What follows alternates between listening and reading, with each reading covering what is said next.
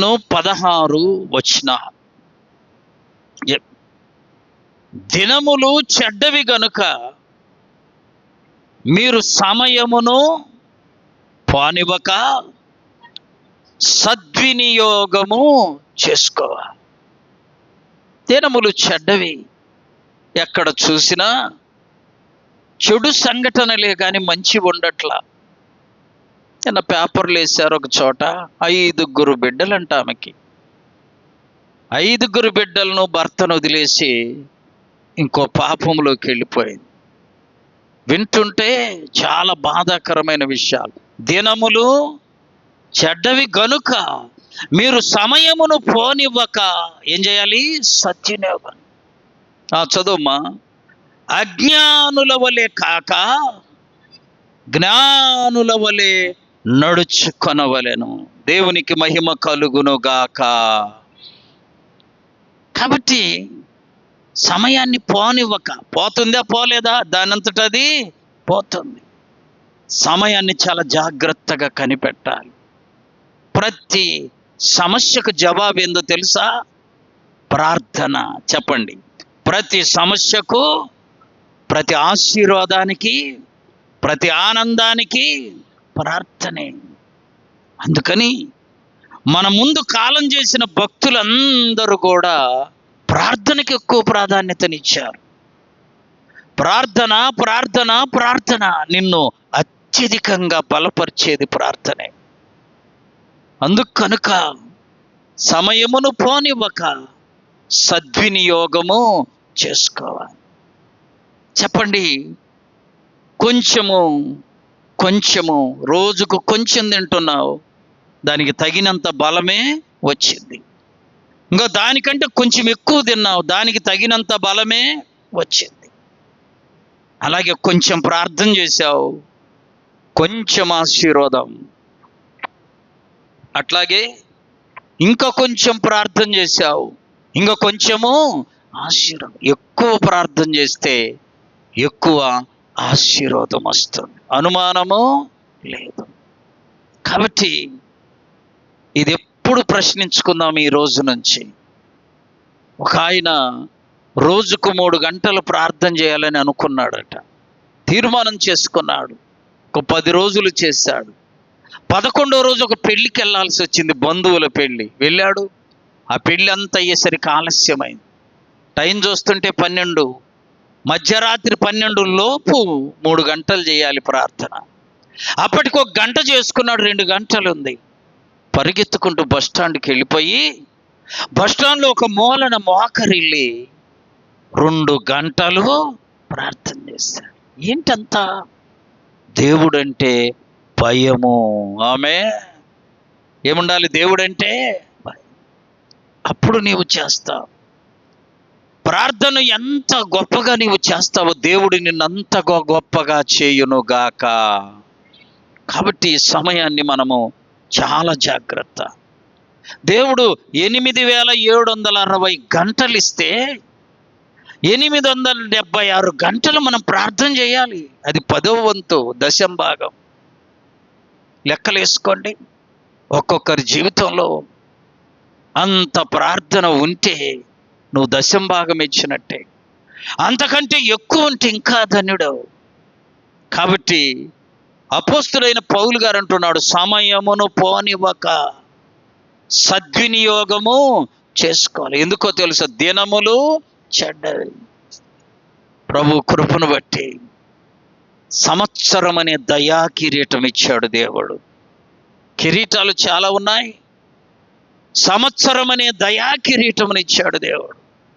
ఆ దేవుడు ఇచ్చిన ఈ కిరీటమును జ్ఞాపకం చేసుకుంటూ ప్రతి దినం ఈరోజు ఎంత ప్రార్థన చేశాను.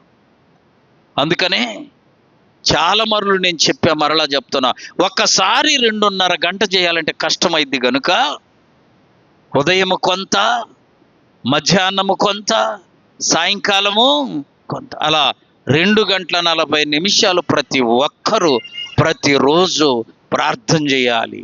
ఆమేన్. అప్పుడు మనం దేవునికి సమయములో కూడా 10వ భాగం ఇచ్చిన వాళ్ళము అవుతాం.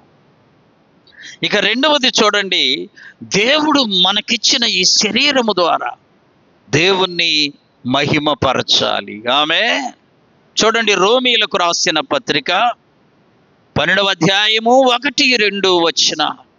రోమా 12:1-2 వచన.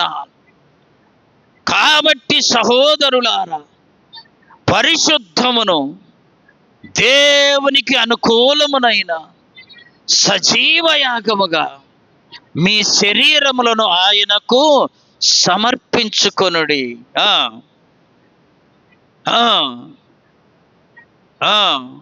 బ్రతిమాలుచు ఉన్నాను, యుక్తమైనది ఈ లోక మర్యాదను అనుసరింపక ఉత్తమమును అనుకూలమును సంపూర్ణమునయ్యున్న దేవుని చిత్తమేదో తెలుసుకొని మన శరీరముల ద్వారా, శరీరములోని అవయవముల ద్వారా దేవుని చిత్తాన్ని మనం నెరవేర్చాలి. చూడండి, బైబిల్లో కొన్ని వాక్యాలు చదువుతున్నప్పుడు చాలా హృదయం కదిలించబడింది. ఒక గొప్ప రాజు ఉన్నాడు. రాజుల మొదటి గ్రంథం 13వ అధ్యాయంలో ఒక గొప్ప రాజు ఉన్నాడు. ఆ రాజు పేరు యెరోబాము. ఈ రాజు దగ్గరకు ఒక దైవ సేవకుడు వచ్చి, ప్రవక్త, అయ్యా, నువ్వు దేవునికి వ్యతిరేకంగా పాపం చేస్తున్నావు, నీ బలిపీఠం పగిలిపోద్ది, బ్రద్దలైపోద్ది, దాని మీద ఉన్నటువంటి బుగ్గి ఒకిలిపోద్ది అని ప్రకటన చేస్తే రాజుకు కోపం వచ్చింది. కోపం వచ్చి చెయ్యి చాపి ఆ చెప్పిన ప్రవక్తను పట్టుకోబోయాడు. ఒక చెయ్యి చాపి ప్రవచించిన ప్రవక్తను పట్టుకోబోతే చెయ్యి అలాగా ఎండిపోయింది. చెయ్యి చెప్పండి అమ్మా, చెయ్యి ఎండిపోయింది. ఇప్పుడు చెప్పండి, రాజుకు చేత్తో పెద్దగా పని ఉండదు. ఎందుకని? ఆయనకు పని చేసే వాళ్ళు చాలామంది ఉంటారు. కానీ చేయలేకపోయేలేకి రాజు భయపడిపోయాడు. భయపడి ఆ ప్రవక్తను బ్రతిమాలాడు, అయ్యా, నా చెయ్యి మునుపట్లాగా వచ్చేటట్టు చేయమని. ఇప్పుడు చెప్పండి, ఒక చెయ్యి లేకపోతే ఏమైంది? ఆయన మనలాగా పని చేయాల్సిన పని రాజు కదా, ఏ పని కూడా ఆయన చేయాల్సిన పని లేదు. ఎందుకంటే ఆయన కింద చాలా మంది సేవకులు ఉంటారు. కానీ చెయ్యి లేకపోతే చాలా ఇబ్బంది అని బ్రతిములాడుకొని ప్రవక్తను, మరలా ప్రవక్త ప్రార్థన చేస్తే చెయ్యి ఎప్పటిలాగా వచ్చింది. ఇక్కడున్న మనం ఆలోచించాలి. వెంటనే దేవుడు నీకు చేతులకు అలాంటి పరిస్థితి రానివ్వాల. మరి ఆ చేతులతో నువ్వేం చేస్తున్నావు? ఆ చేతులతో దేవుణ్ణి మహిమపరుస్తున్నావా? దేవునికి మహిమ తెచ్చే కార్యాలు చేస్తున్నావా? ఆలోచించాలి. యోహాను సువార్త 5వ అధ్యాయంలో అతనికి కాళ్ళు లేవు, 2 కాళ్ళు, కానీ ఆశ ఉంది. దేవదూత నీళ్లు కదిలించినప్పుడు మొదట దిగుదామన్న ఆశ ఉంది, కానీ దిగటానికి కాళ్ళు లేవు. ఇలా దూంకుంటూ వెళ్ళేలోపు ఎవరో ఒకడు దూకుతుండు, స్వస్థత పొందుకొని వెళ్ళిపోతున్నాడు. మరి దేవుడు నీకు 2 కాళ్ళు ఇచ్చాడే. దేవుని మహింపరుస్తున్నావా? దేవుని ఘనపరుస్తున్నావా?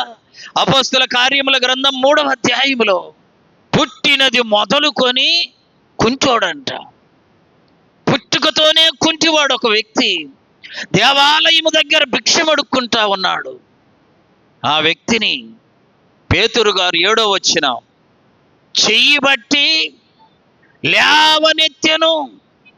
వెంటనే వాని పాదములు చీలమండలును బలము పొందెను. వాడు దిగ్గున లేచి నిలిచి నడిచెను. నడుచుచు గంతులు వేయిచు దేవాలయములోనికి వెళ్ళి దేవుణ్ణి స్తుతించాడు. కాళ్ళు ఉన్న మనమందరము దేవాలయములోనికి వచ్చి నడుచుచూ వచ్చి గంతులు వేయిచు దేవుణ్ణి స్తుతిస్తూ దేవాలయములో దేవుణ్ణి మహిమపరచాలి. ఒకవేళ నువ్వు దేవాలయములో దేవుణ్ణి మహిమపరచలేదంటే నువ్వు పుట్టినది మొదలుకొని కుంటివాడివే. గుర్తుపెట్టుకో. వాడికి కాళ్ళు లేవు, బయటుండి భిక్షం అడుక్కుంటున్నాడు. నీకు కాళ్ళుండి దేవాలయంలోకి రాలేకపోతున్నావు. దేవుడు వానికి కాళ్ళు ఇవ్వగానే ఎక్కడున్నాడు? దేవాలయములోనికి వచ్చాడు. కాళ్ళు లేనప్పుడు ఎక్కడున్నాడు? బయట ఉన్నాడు. నీకు కాళ్ళుండి దేవాలయంలోకి రాలేదంటే నువ్వు కుంటివాడివే, జాగ్రత్త. ఎక్కడున్నట్లు? దేవాలయము బయటున్నా. వాడు భిక్షం అడుక్కుంటున్నాడు, లోపలికి రావడానికి వాని కాళ్ళు లేవు. నువ్వు కూడా మందిరం రాలేకపోతున్నావు. మందిరంలో కంటే నువ్వు కూడా ఆ కుంటి వాడితో సమానమే. కాళ్ళుండి ఏం లాభం? దేవుడు వానికి కాళ్ళు ఇవ్వగానే కొన్ని పనులు చేశాడు.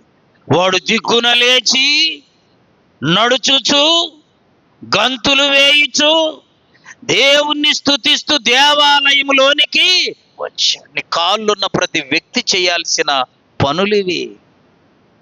కాళ్ళున్న ప్రతి వ్యక్తి పని చేయాలి. లేవాలి, పెందల కడ లేవాలి, దేవాలయానికి రావాలి, దేవుని స్తుతించాలి, దేవాలయంలో దేవుని మహింపరచాలి. దేవుడు నీ కాళ్ళు ఇచ్చినందుకు నువ్వు చేయవలసిన కార్యం అది. దేవుడు నీకు చేతులు ఇచ్చినందుకు నువ్వు చేయవలసిన పనులవి. రాలేకపోతున్నావే. దేవుడు ఒకవేళ ఒక్క చెయ్యి నాపాడు రాజుకు. ఎన్ని చేతులు? ఒక్క చెయ్యి ఆపితే తట్టుకోలేకపోయాడయ్యా, నా చెయ్యి ఎప్పటిలాగొచ్చేటట్టు సహాయము చేయమని బ్రతిలాడుకున్నాడు. మరి దేవుడు నీకు 2 చేతులు ఇచ్చాడే, నువ్వు ఆ రాజు కంటే గొప్పోడు అనుకుంటున్నావా? కాదు. దేవుడు దయా కిరీటమును ఇచ్చాడే.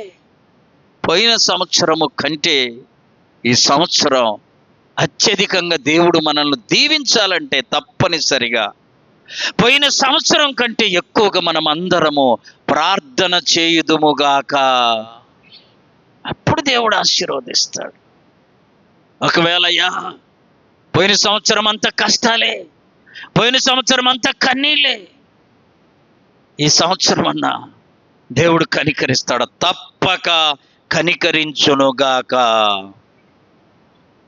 దేవుని కనికరం చూస్తాం ఈ సంవత్సరం. బైబిల్లో జాగ్రత్తగా వినండి. బైబిల్లో మోషే అహరోను ఇద్దరు ఒక కొండ ఎక్కి పర్వతం ఎక్కి ప్రార్థన చేస్తున్నారు. ఇశ్రాయేలీయులను యుద్ధానికి వెళ్ళమన్నారు. వాళ్ళు వెళ్ళి యుద్ధం చేస్తున్నారు. వీళ్ళేమో ఏందమ్మా ఇంత స్తబ్దుగా? రాత్రి మరి మీకేందో పెట్టారు, నేను తినలా. బిర్యానీనా? బాగా తిన్నారంటే మిగిలిందన్నారు. మరి హుషారుగా ఉండాలి కదా. గమనించండి, వాళ్ళేమో యుద్ధం చేస్తున్నారు, వీళ్ళేమో చెప్పాలి. నీ బిడ్డలు బయట పోరాటం చేస్తుండొచ్చు, బ్రతుకు తెరువు కొరకు, పని కొరకు, పాటల కొరకు ప్రయత్నాలు చేస్తుండవచ్చు. నువ్వు ఇంట్లో ఏం చేయాలి? ఇది క్రమం. ఇశ్రాయేలీయులు అక్కడ యుద్ధం, మోషే అహరోనులు ప్రార్థన, నువ్వు నేను ప్రార్థన. మన పనులన్నిటిలో దేవుడు మనకు విజయము. ఆమె ఎప్పుడైతే ప్రార్థన చేస్తా ఉన్నారు, ఇశ్రాయేలీయులు గెలుస్తున్నారు. జరిగిన సంగతి ఏంటో తెలుసా? ప్రార్థన చేసి చేసి చేసి చేతులు ఏమయ్యాయి? నొప్పులు వచ్చాయంట. నొప్పులు వస్తే చేతులు కిందకి దించగానే ఇశ్రాయేలీయులు ఓడిపోతున్నారు. చూసారా? చేతులు దించితే ఇశ్రాయేలీయులు, నువ్వు ప్రార్థన ఆపితే నీకు ఓటమే, నువ్వు ప్రార్థన ఆపితే నీకు ఓటమే. మరలా మోషే అహరోనులు చెయ్యి పైకెత్తితే ఇశ్రాయేలీయులు చప్పట్లు కొట్టి ప్రభును మహింపరచు. నువ్వు నేను ప్రార్థన ఆపితే నష్టమమ్మా. ప్రార్థన ఆపితే నష్టం. ప్రార్థన కొనసాగిస్తే ఆధిక్యత. సరే, మరలా కొంచెంసేపు ఇలా చెయ్యి పెట్టి ప్రార్థన చేశాడు మోషే అహరోనులు. చెయ్యి మరలా నొప్పి వచ్చింది కదా. మరలా చెయ్యి దించితే ఇశ్రాయేలీయులు ఓడిపోతుర్రు, శత్రువులు గెలుస్తున్నారు. చెయ్యి పైకెత్తితే ఇశ్రాయేలీయులు గెలుస్తున్నారు. నువ్వు నేను గెలుపు చూడాలంటే, విజయము చూడాలంటే నీ చేతులు దేవుని వైపు చాపి ప్రార్థించే వారముగా ఉండాలి. చెయ్యి దించావా? ఎంత ప్రార్థనలే, ఏం ప్రార్థనలే చేసి చేసి ఏమి లాభం పొందుకున్నాను అనుకోమాక. దేవుడు దానిని లెక్కిస్తూ ఉన్నాడు. ధ్యానం చేసుకున్నాం బైబిల్లో. మన అడుగులను లెక్కించే దేవుడు, మన కన్నీరును బుడ్డిలో దాచే దేవుడు. కాబట్టి దిగులు పడమాక. ఈ కొత్త సంవత్సరంలో దేవుడు నూరంతలుగా ఫలాలు మనందరి కుటుంబాల్లో దయచేయునుగాక. చేయించితే ఓడిపోయారే. నీ ప్రార్థన ఆపితే నీకు ఓటమే. నువ్వు ప్రార్థన ఆపితే నీకు ఓటమే. అప్పుడు ఏం చేస్తారో తెలుసా? కొంతమంది వచ్చి మోషే చెయ్యి, అహరోను చెయ్యి పైకెత్తి ఆ చేతుల కింద 2 రాళ్లను బాతారంట సపోర్ట్గా. కొంచెం సేపు వీళ్ళు ఎత్తి పట్టుకున్నారు. ఎందుకయ్యా మీరు చేతులు దించితే? చెప్పాలి, మేము ఓడిపోతాం. గమనించండి. ఒక అబ్బాయికి క్యాన్సర్ వచ్చి హాస్పిటల్లో చేరితే ఆ అబ్బాయి కోసం అందరూ ప్రార్థన చేస్తూ ఉంటే ఆ అబ్బాయి తనను చూడనొచ్చిన వాళ్ళందరికీ, అయ్యా ఎట్లా ఉంది, మీరు ప్రార్థన చేస్తే నేను బాగుంటా. అయ్యా ఎట్లా ఉంది, మీరు ప్రార్థన చేస్తే నాకు బాగుంటా. ఎంత విశ్వాసం, ఎంత విశ్వాసం. తుదకు కోలుకున్నాడు.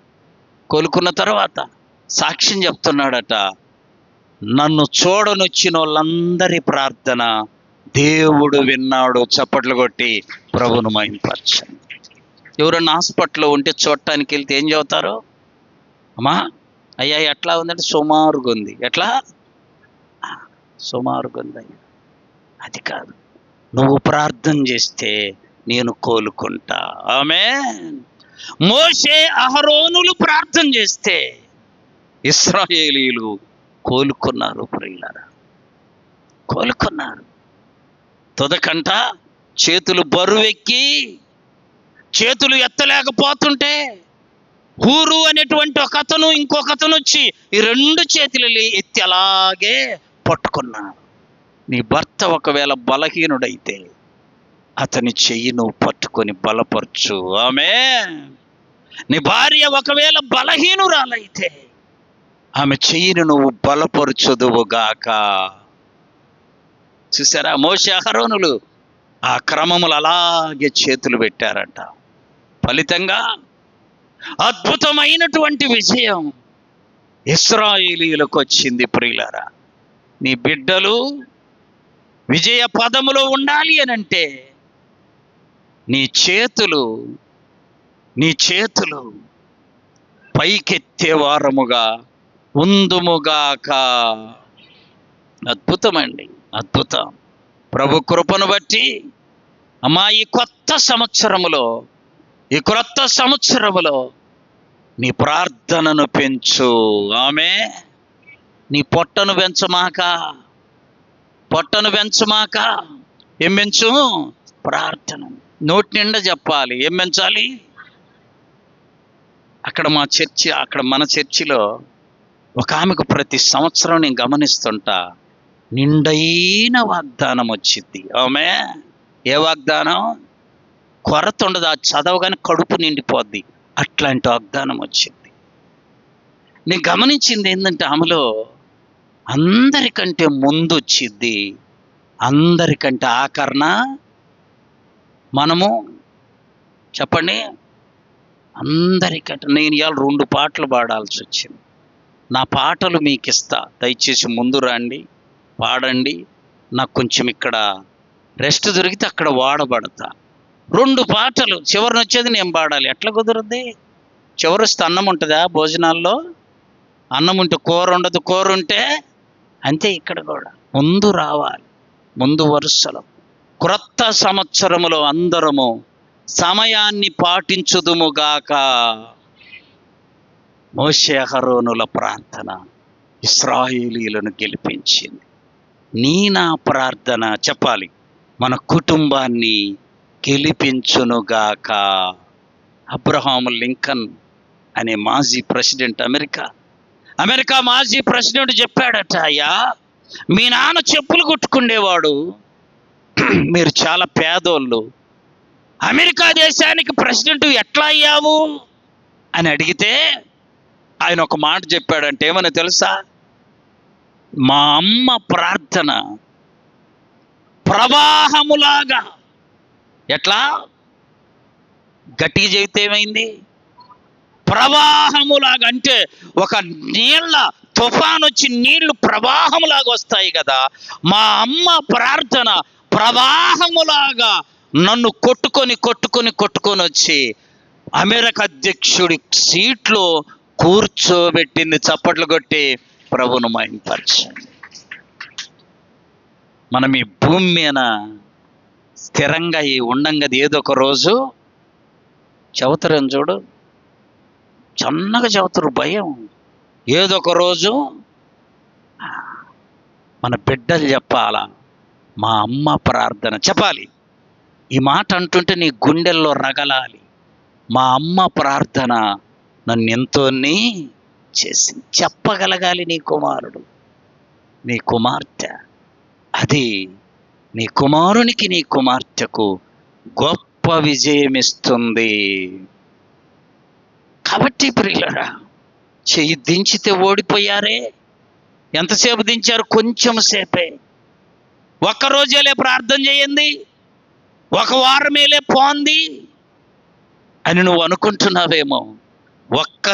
కొంచెం సేపు చెయ్యి దించితేనే ఇశ్రాయేలీయులు ఓడిపోయారమ్మా.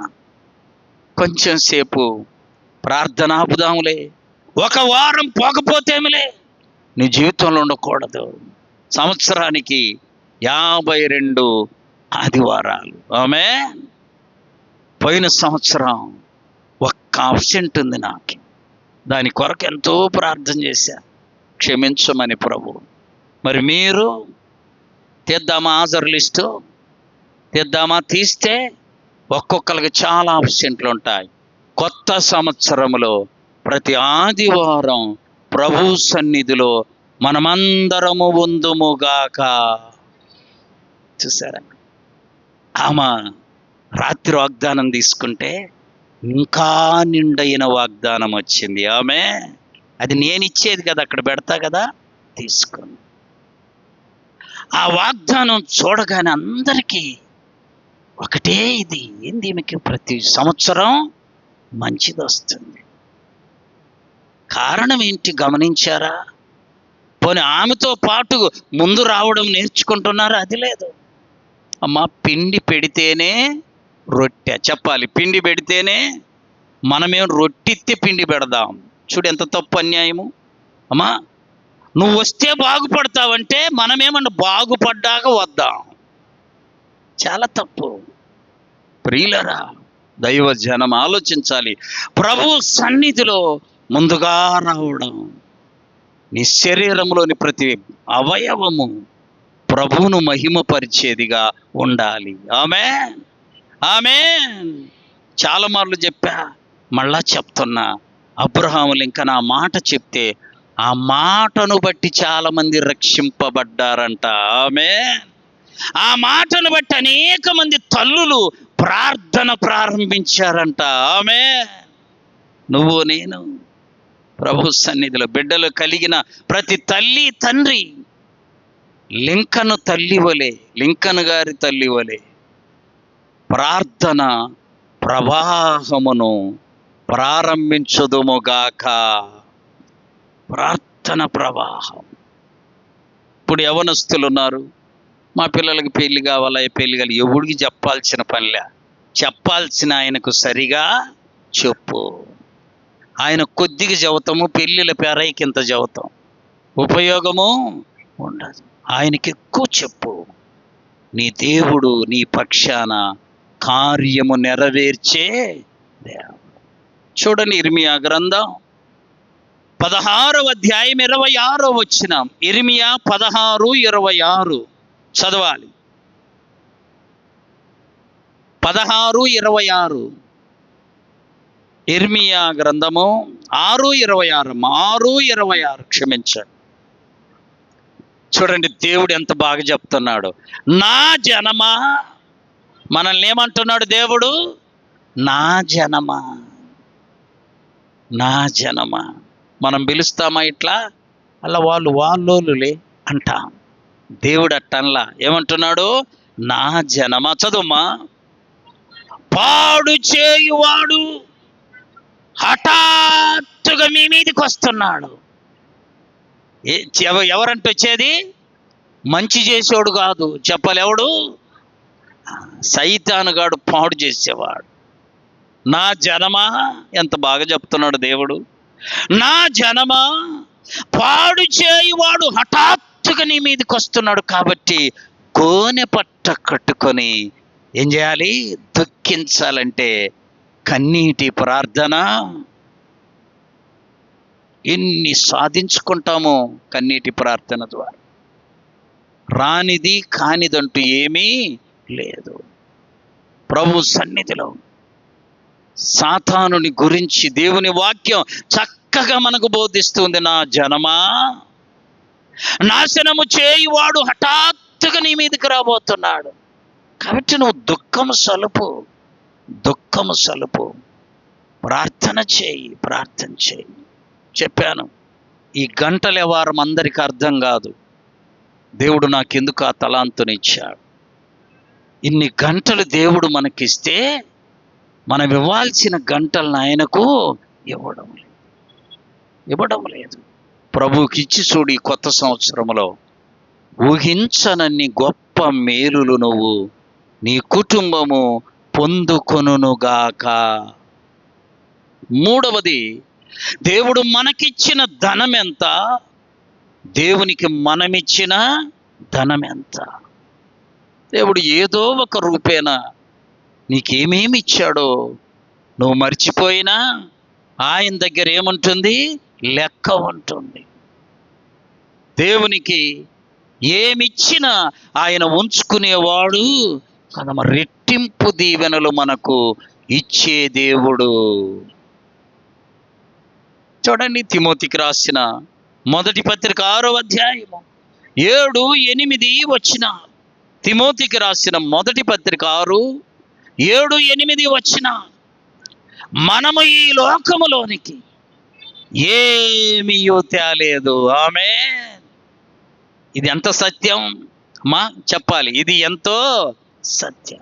మనం ఈ లోకములోనికి వచ్చేటప్పుడు ఏమీ తేలేదా?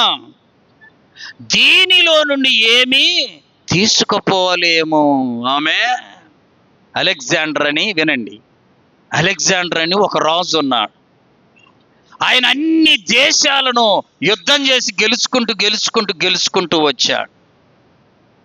వస్తే చిన్న జబ్బు చేసింది. ఇక రాజుకు జబ్బు చేస్తే దేశంలో ఉన్న డాక్టర్లందరూ వచ్చారు. గొప్ప డాక్టర్లు వచ్చారు. అందరూ చూశారు, కానీ ఈయన చచ్చిపోయాడు. ఈయన వ్యాధి చెప్పండి బాగు కాల. చనిపోయే ముందు ఆయన దగ్గర ఉన్న సేవకుని పిలిచి చెప్పాడంట, అయ్యా నేను చనిపోబోతున్నా. మీరు నేను చనిపోయినాక ఏం చేయాలో చెప్తా వినమని నా శవపేటిక, అంటే నా చనిపోయిన శవాన్ని నాకు వైద్యం చేసిన డాక్టర్లు మోయాలి. ఆమె ఎవరు మోయాలి? ఇదేందయ్యా నీ కొడుకు మొయ్యాలి, మీ అన్న మొయ్యాలి, మీ బంధువులు ఏరే వాళ్ళు కాదు, వీళ్ళు కదా అని అడిగారంట. ఆయన చెప్పాడంట, డాక్టర్లను మొయ్యాలని ఎందుకు అంటున్నానో తెలుసా? చూసే వాళ్ళందరూ ఇంత గొప్ప డాక్టర్లు వైద్యం చేసినా చెప్పాలి ఇతని ప్రాణాన్ని కాపాడలే అని తెలుసుకుంటారయ్యా. అందుకని నా శవాన్ని ఎవరు మొయ్యాలి? ఇది మొదటి కోరిక. రెండో కోరిక ఏంటి తెలుసా? నన్ను పాతి పెడతారే. ఎక్కడా? గొప్పరేంటి? అక్కడ భూమిలో పాతి పెడతారు కదా, సమాధిలో. నా 2 చేతులు ఇంతవరకు పైకి పెట్టి పాతి పెట్టండి. ఏందయ్యా ఈ ఇంత కోరిక? ఏంది అసలు ఈ కోరిక? ఆయన చెప్పాడంట, నన్ను చూసే వాళ్ళందరూ రాజ్యాలను జయించాడు, గొప్ప గొప్ప ధనాన్ని బంగారాన్ని ప్రోగు చేశాడు, కానీ పోయేటప్పుడు ఏమి అని తెలుసుకోవాలిరా. అందుకని నా చేతులు బయట. ఎవరైనా అలెగ్జాండర్ చక్రవర్తి అన్ని రాజ్యాలు జయిస్తూ జయిస్తూ జయిస్తూ వచ్చాడు. తుదకు పోయేటప్పుడు ఏమీ తీసుకుపోలా. కాబట్టి ప్రియులారా, కొత్త సంవత్సరంలో ఒక గొప్ప సత్యం ఏంటో తెలుసా? నువ్వు దేవునికి రూపాయి ఇస్తే ఆయన ₹6 కలిపి ₹7 ఇస్తాడు. ఆమె ఎక్కడ పొరపాటు జరుగుతుందంటే, ఆయన 7 ఇచ్చినాక ఇద్దామనుకుంటున్నాం మనం. ఎక్కడ పొరపాటు? ఆయన ఇచ్చినాక.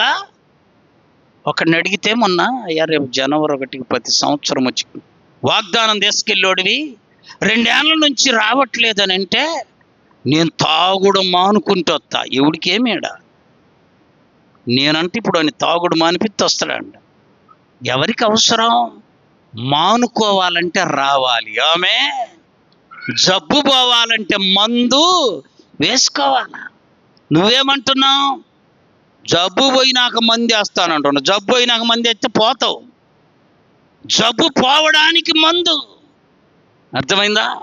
ప్రభువు బిడ్డలం సత్యం గుర్తెరగండి. ఈ సంవత్సరం ప్రభువుకి ఇవ్వడం నేర్చుకో. ప్రభువు 7 అంతలుగా నీకు ఇచ్చునుగాక. మనం అసలు ముందు ఇవ్వడముల కాల్గేట్ అనే పేస్ట్ ఉంది. మా పళ్ళు దోముకుండే ఇప్పుడు అందరూ పేస్ట్లేనా? ముఖం పుల్లలు ఎవరికన్నా ఉన్నాయా?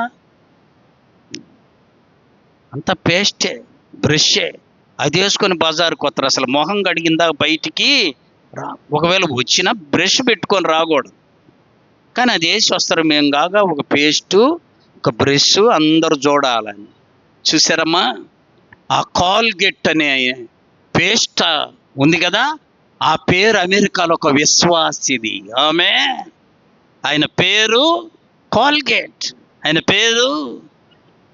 ఆయన కంపెనీ ప్రారంభిస్తూ ప్రార్థన చేశాడంట, ప్రభువా కంపెనీ మొదలు పెడుతున్నాను, నాకొచ్చే ప్రతి లాభములో ఖచ్చితంగా 10% 90% నాదయ్యా, 10% నీదే చెప్తే దేవుడు ఆయన్నంట ఊహించిన దానికంటే ఎక్కువ లాభముతో ఆశీర్వదించాడు. చప్పట్లు కొట్టి ప్రభువును మహింపరచండి.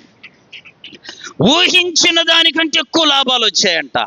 వచ్చేసరికి ఇప్పుడు ప్రార్థన చేస్తున్నాడంట. లెక్కలు చూస్తే ఎక్కువ లాభం వస్తే, అయ్యా ఈ సంవత్సరము నుండి 90% నీకు, 10% చూసారా? అంటే 90% దేవునికి ఇచ్చి 10% తీసుకుంటే ఆ సంవత్సరం నుండి ఇంకా ఎక్కువ లాభాలు వచ్చాయి. దేవునికి ఇవ్వడం నేర్చుకోండి. దేవుడు నీ దగ్గర అప్పుంచుకునేవాడు.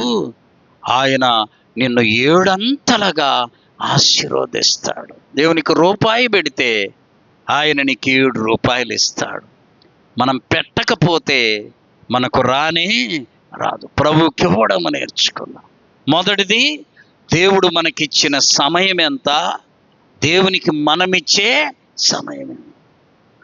దేవుడు మనకిచ్చిన ధనం ఎంత, దేవునికి మనమిచ్చిన ధనం ఎంత.